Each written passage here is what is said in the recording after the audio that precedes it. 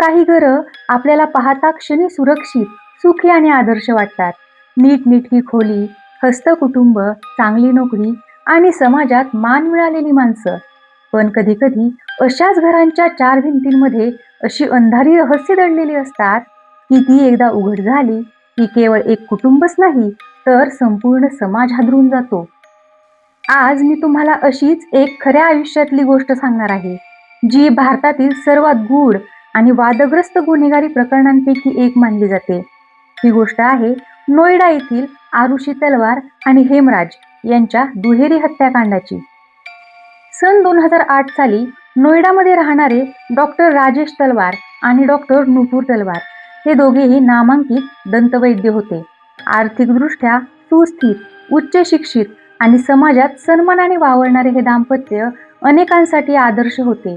त्यांची एकुलती एक मुलगी आरुषी तलवार अवघ्या 14 वर्षांची होती. आरुषी अभ्यासात हुशार होती, मित्रमैत्रिणींमध्ये लोकप्रिय होती आणि आईवडिलांची खूप लाडकी होती. त्यांच्या घरात हेमराज नावाचा एक नेपाळी घरकाम करणारा नोकर राहत होता.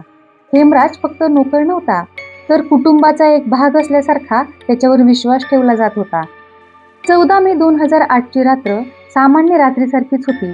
कुणालाही कल्पना नव्हती की हीच रात्र या कुटुंबाचं आयुष्य कायमचं बदलून टाकणार आहे. दुसऱ्या दिवशी सकाळी जेव्हा नुपूर तलवार आपल्या मुलीला शाळेसाठी उठवायला गेली, तेव्हा तिच्या डोळ्यासमोर जे दृश्य आलं ते पाहून ती जागेवरच सुन्न झाली. आरुषी बेडवर निश्चल पडली होती. तिचा गळा अतिशय क्रूरपणे कापलेला होता. त्या क्षणी आई वडिलांसाठी वेळ जणू थांबला. किंकाळ्या, गोंधळ आणि काही मिनिटातच पोलीस घरात दाखल झाले. सुरुवातीच्या तपासात पोलिसांचं लक्ष घरात राहणाऱ्या नोकराकडे म्हणजेच हेमराज याच्याकडे गेलं, कारण तो त्या सकाळी कुठेही दिसत नव्हता.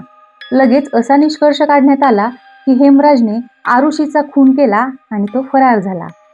माध्यमांनीही हीच कथा उचलून धरली, पण ही गोष्ट फार काळ टिकू शकली नाही, कारण काही दिवसांनी एक धक्कादायक घटना समोर आली. घराच्या टेरेसवर, जिथे आधी कुणीही नीट तपास केला नव्हता, तिथे हेमराजचा मृतदेह सापडला. त्याचाही गळा कापलेला होता. आता संपूर्ण प्रकरणच उलट झालं.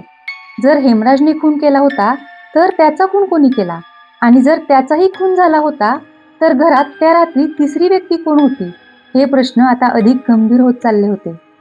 या टप्प्यावर तपास अत्यंत काळजीपूर्वक आणि वैज्ञानिक पद्धतीने होणं गरजेचं होतं. पण इथे सर्वात मोठी चूक झाली. घटनास्थळ नीट सील करण्यात आलेलं नव्हतं. त्यामुळे अनेक लोक घरात ये जा करत होते. पत्रकार घराच्या आतपर्यंत पोहोचले होते आणि त्यामुळे अनेक महत्त्वाचे पुरावे कायमचे नष्ट झाले होते. पोलिसांच्या तपासात सातत्याने विसंगती दिसू लागल्या होत्या आणि संशयाची सुई हळूहळू आरुषीच्या आई वडिलांकडे वळवली जाऊ लागली. माध्यमांनी या प्रकरणाला सनसनाटी स्वरूप दिलं. पालकांवर नैतिक आरोप झाले, त्यांच्या वैयक्तिक आयुष्याबद्दल चर्चा झाली आणि संपूर्ण देशासमोर एक वेगळीच कथा रंगवली गेली. आयुष्यातील सर्वात मोठा आघात ज्यांना बसला होता, त्याच लोकांना संशयित म्हणून पाहिले जाऊ लागले. तपास पुढे CBI कडे सोपवण्यात आला, पण तिथेही ठोस पुरावे सापडले नाहीत. सगळा खटला परिस्थितीजन्य पुराव्यांवरच उभा राहिला. 2013 मध्ये खालच्या न्यायालयाने तलवार दाम्पत्याला दोषी ठरवत जन्मठेपेची शिक्षा सुनावली. त्या दिवशी अनेकांना वाटलं की या प्रकरणाला शेवटी न्याय मिळाला. पण अनेक कायदेतज्ञ आणि सामान्य लोकांच्या मनात अजूनही प्रश्न होते. पुरावे इतके कमकुवत असताना शिक्षा देणं योग्य होतं का? खरा गुन्हेगार अजूनही मोकळा फिरत होता का?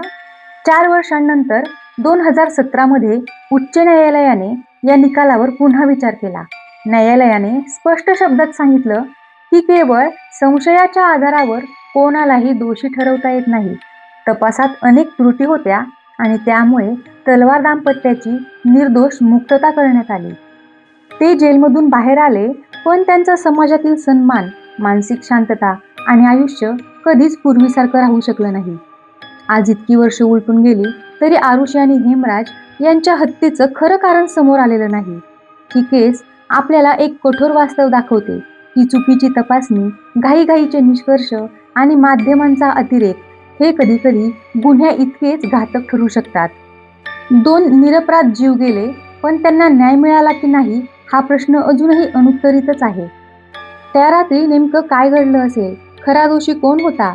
की हे प्रकरण आपल्याला सांगतं की सत्य कधी-कधी इतकं गुंतागुंतीचं असतं की ते कधीच पूर्णपणे समोर येत नाही. तुमचं मत नक्की सांगा. कारण अशा प्रश्नांवर चर्चा होणं हाच कदाचित या मृत आत्म्यासाठीचा एकमेव न्यायाचा मार्ग आहे.